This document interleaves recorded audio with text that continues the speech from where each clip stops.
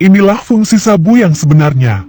Sabu pada hakikatnya adalah obat yang digunakan untuk merawat pasien dengan penyakit ADHD atau hyperaktif dan narkolepsi.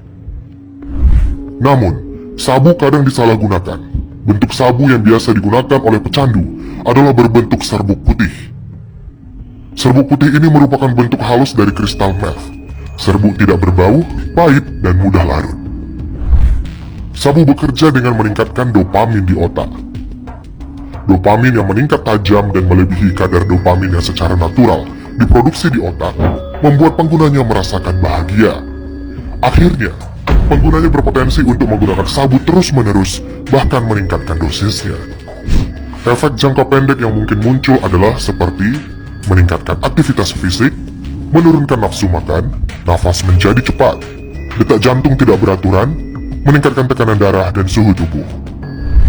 Sabu atau metafetamin yang dikonsumsi dalam jangka panjang akan memberikan efek fatal bagi tubuh manusia. Metafetamin membuat seseorang sulit mengambil keputusan, sehingga memicu pengambilan keputusan yang tidak tepat. Penggunaan sabu juga akan mengarahkan orang untuk melakukan hal yang beresiko, seperti seks bebas. Kepada fisik tubuh, sabu-sabu jangka panjang dapat sebabkan kehilangan berat badan, gigi rusak, gatal di seluruh tubuh, perubahan pada fungsi dan struktur otak, dan lain sebagainya. Pecandu sabu harus melakukan rehabilitasi untuk mengembalikan perubahan fungsi dan struktur otak. Belum ada obat khusus yang mampu menangani efek sabu. Perawatan bagi pecandu sejauh ini dilakukan dengan terapi.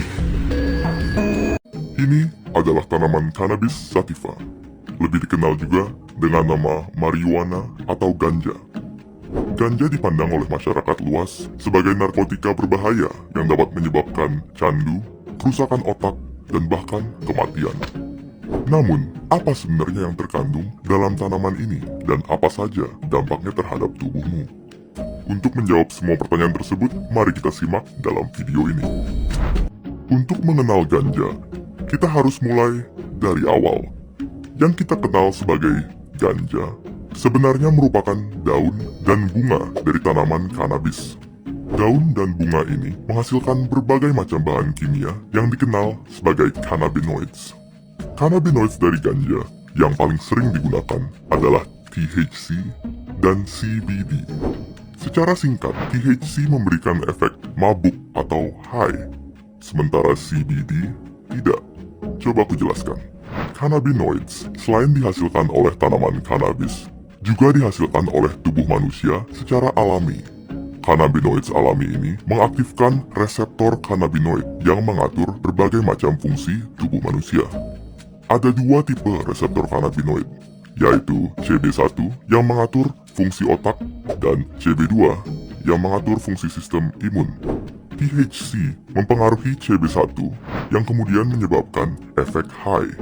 Sementara itu, CBD hanya terbatas pada CB2 yang berbeda dengan CB1 tidak dapat mempengaruhi fungsi otak sehingga tidak menimbulkan efek high.